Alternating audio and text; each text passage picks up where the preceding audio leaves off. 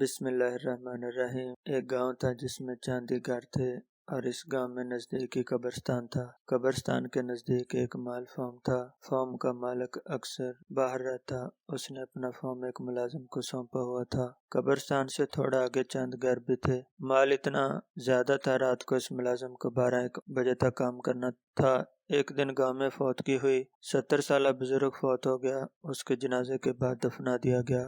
رات کے 12 بجے ملازم کام میں مصروف تھا۔ اس سے قبرستان کی طرف کسی کو جاتے دیکھا۔ وہ تھوڑا پریشان ہوا، اس وقت کون ہو سکتا ہے؟ پھر سوچا شاید کوئی باہر گیا ہو، واپسی پر لیٹ ہو گئی ہوگی، اس وقت گھر جا رہا ہو، یہ سوچ کر اپنے کام میں لگ گیا۔ جب صبح ہوئی گاؤں میں بات چل رہی تھی کہ کل جو بزرگ وفات پا گیا، شام کو اس کی قبر پہ کوئی چھیڑخانی کر گیا۔ مٹی ہٹی ہوئی تھی قبر سے۔ پھر یہ سب نے سوچا کہ شاید کوئی جنگلی جانور نے ایسا کیا ہو۔ فارم کے ملازم نے بھی ابھی بات سنی۔ اسے شام کو جاتا بندہ یاد آیا، لیکن معمولی بات سمجھ کر کسی کو نہیں بتایا۔ پھر دن گزرتے رہے۔ تقریباً 22 دن بعد پھر ایک 90 سال عورت فوت ہوئی۔ اس کا جنازہ پڑھا کر دفنا دیا گیا۔ رات کے تقریباً 1 بجے کا وقت تھا۔ ملازم نے پھر سے کسی کو قبرستان جاتے دیکھا۔ اس بار تھوڑا سا آگے جا کر دیکھا تو وہ ایک عورت تھی، کالے برقعے میں تیزی سے جا رہی تھی۔ وہ بہت پریشان ہوا کہ اس وقت عورت کہاں جا رہی ہوگی۔ آگے مزید نہیں گیا کہ عورت غلط نہ سمجھ لے۔ واپس آ کر پھر سوچتے ہوئے نیند آ گئی۔ صبح کو جب گھر کی طرف جا رہا تھا ملازم تو اس نے کچھ لوگوں سے باتیں سنی کہ اس قبر سے بھی چھیڑخانی کی گئی، کوئی تو مسئلہ ضرور ہے۔ پورے گاؤں میں خبر پھیل گئی۔ پھر کچھ لوگوں نے کہا کہ قبر کھود کر دیکھا جائے، مردہ دفن ہے یا نہیں، لیکن وہاں کے بزرگوں نے روک دیا کہ ایسا کرنا ٹھیک نہیں، آگے سے کچھ ایسا ہو تو پھر کوئی حل ڈھونڈنے گے۔ ملازم نے سوچا ہو نہ ہو یہ اسی عورت کا کام ہو سکتا ہے جو فوتگی کی رات ہی مجھے قبرستان میں جاتی دکھتی ہے۔ اس نے عہد کر لیا اگلی بار اس کا پیچھا کروں گا۔ چند دن بعد پھر سے فوتگی ہو گئی۔ ایک نوجوان انسان کو ہارٹ اٹیک سے وفات پا گیا۔ اس کے جنازے کے بعد دفنایا گیا۔ رات کے 1:30 بج گئے۔ ملازم اس کے انتظار میں بیٹھا تھا اور سوچوں میں گم تھا کہ وہی عورت اسے نظر آئی۔ آج بھی کالے برقعے میں تھی اور قبرستان کی طرف جا رہی تھی۔ ملازم نے سوچا آج پتہ ضرور لگاؤں گا کہ یہ عورت قبرستان کیا کرنے جاتی ہے۔ ملازم اٹھا اور اس کے پیچھے چھپ کر چلنے لگا۔ وہ عورت آگے آگے جا رہی تھی اور قبرستان کے قریب پہنچ کے رک گئی۔ ملازم ایک جھاڑی کے پاس چھپ گیا کہ کہیں دیکھ نہ لے۔ عورت نے ادھر ادھر دیکھا، پھر چلنے لگی۔ ملازم تھوڑی دیر چپ رہا۔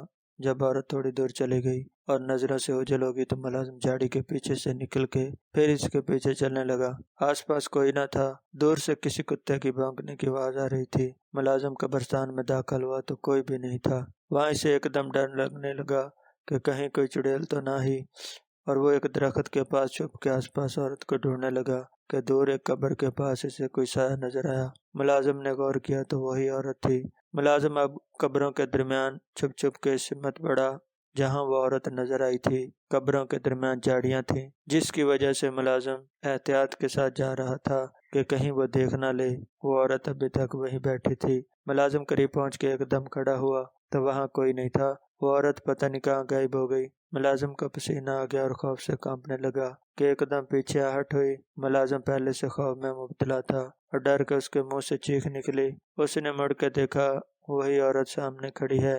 ابھی وہ سنبھلا بھی نہ تھا کہ اسی عورت نے چھرے سے اس پر حملہ کیا۔ ملازم پیچھے کو ہوا لیکن چھرا اس کے پیٹ کو چیر چکی تھی۔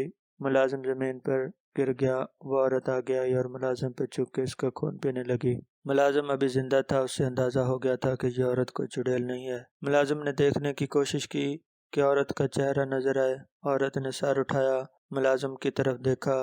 ملازم نے ڈر کے آنکھیں بند کر لی کہ عورت سمجھے یہ مر چکا ہے، لیکن عورت نے چھری اٹھائی اور ملازم کو دوبارہ مارنی چاہی تو ملازم نے اس کا چھری والا ہاتھ پکڑ لیا۔ اسی میں چھری عورت کے ہاتھ سے زمین پر گر گئی۔ ملازم نے پاس پڑی چھری فوراً ہاتھ میں لے اور عورت پہ وار کیا۔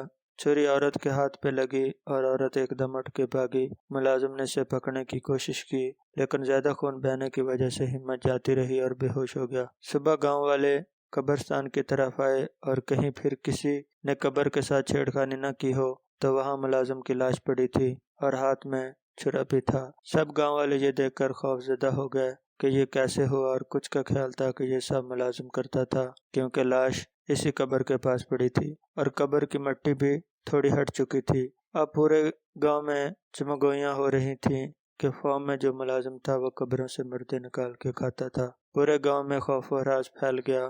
کچھ لوگوں نے ملازم کو، گاؤں والوں نے ملازم کو دفنا دیا۔ گاؤں کے کچھ نوجوانوں نے، جن کا ملازم کے ساتھ اتنا بیٹھنا تھا، یہی کہنا تھا کہ وہ ایک اچھا انسان تھا، ضرور اس کو بھی اسی نے مارا ہے جو قبروں کے ساتھ چھیڑخانی کرتا ہے۔ گاؤں میں شام ہوتے ہی سناٹا چھا جاتا۔ لوگ گھروں سے نکلتے وقت ڈرتے تھے، بچوں کو تو میں دن میں بھی باہر نہیں جانے دیتی تھی۔ اب گاؤں کے کچھ سیانے لوگوں نے مل کے مشورہ کیا کہ 2-3 لڑکے رات کو پہرا دیا کریں گے، جب تک یہ ماما حال نہیں ہو جاتا، لیکن پہرا چھپ کے کریں گے تاکہ وہ جو کوئی بھی ہے انہیں پتہ نہ چلے اور وہ ہوشیار نہ ہو جائے۔ اب روز شام کے بعد گاؤں کے لڑکے قبرستان میں پہرا دیتے، لیکن ایسی کوئی غیر معمولی چیز لوگوں نے نوٹ نہیں کی۔ اس طرح کئی ماہ گزر گئے۔ اب تو ان لوگوں کو بھی یقین ہونے لگا کہ یہ ملازم کا ہی کام تھا، اور پہرا دینے والے بھی تھکنے لگے۔ گاؤں کے بڑوں نے لڑکوں کو پہرے سے روک دیا۔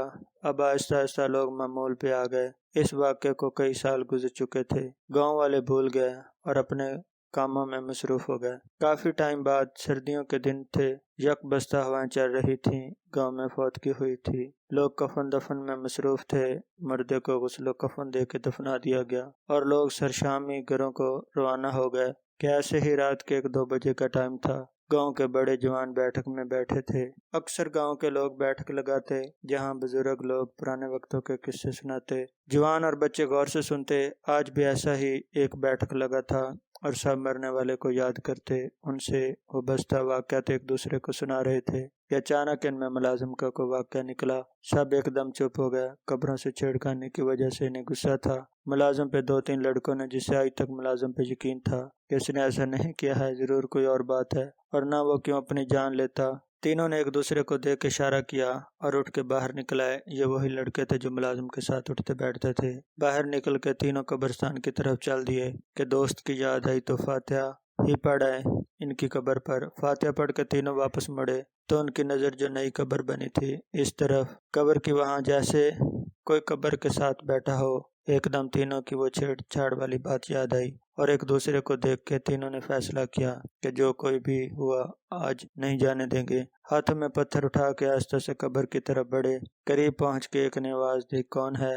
سایہ ایک دم اٹھ کے مڑا اور تینوں یہ دیکھ کر حیران رہ گئے کہ وہ کوئی عورت ہے جس نے برقع کیا ہے، اس کے ہاتھ میں چھری بھی ہے۔ اب تینوں کو پوری کہانی سمجھ آ گئی کہ ملازم کو بھی اسی نے مارا تھا اور ساتھ میں ایک لڑکے پہ حملہ کیا بھی۔ کوشش کی لیکن تینوں لڑکوں نے ایک ساتھ پتھر مارے۔ پتھر لگتے ہی عورت چیختی ہوئی ایک جانب کو بھاگی۔ چھرا ان کے ہاتھ سے چھوٹ کے زمین پہ گر گیا۔ ایک نے وہ چھرا اٹھایا، تینوں اس کے پیچھے بھاگے۔ عورت گھبراہٹ میں گاؤں کی طرف بھاگی۔ گاؤں میں بھاگ دوڑ سے بیٹھک میں بیٹھے لوگ باہر آئے کہ کیا ہوا، کون چیخیں مار رہا ہے، کہ کیا دیکھتے ہی ایک عورت بھاگی آ رہی ہے اور 3 لوگ اس کے پیچھے ہیں۔ قریب پہنچ کے جس کے ہاتھ میں چھری تھی، عورت پہ چھریوں کے وار کر دیے اور عورت وہی گر کے تڑپ کے مرنے لگی۔ کچھ لوگوں نے تینوں لڑکوں کو پکڑ لیا کہ کون ہے، عورت کو کیوں مارا۔ تینوں لڑکوں نے پوری بات بتائی کہ ہم نے اس عورت کو قبر سے مٹی ہٹاتے دیکھا تو یہ بھاگی اور آخر میں پکڑ کے مار دیا۔ تھوڑی دیر میں پورے گاؤں میں خبر پھیل گئی کہ گاؤں کے بچے بوڑھے حتیٰ کہ عورتیں تک لاش کے گرد جمع تھے جیسے کہ کوئی اور ہی مخلوق ہوگا۔ گاؤں کے لوگ غصے میں تھے کہ یہ ہمارے پیاروں کے جسم سے گوشت کاٹ کے کھاتی تھی، ہم لوگ اسے قبرستان میں دفنانے نہیں دیں گے۔ پھر سب کے صلاح مشورے سے دور ویرانے میں لاش پھینک آئے۔ پھر کافی عرصے تک کسی میت کے دفن کے بعد بھی کئی دن تک قبرستان کا چکر ضرور لگاتے۔ خدا حافظ۔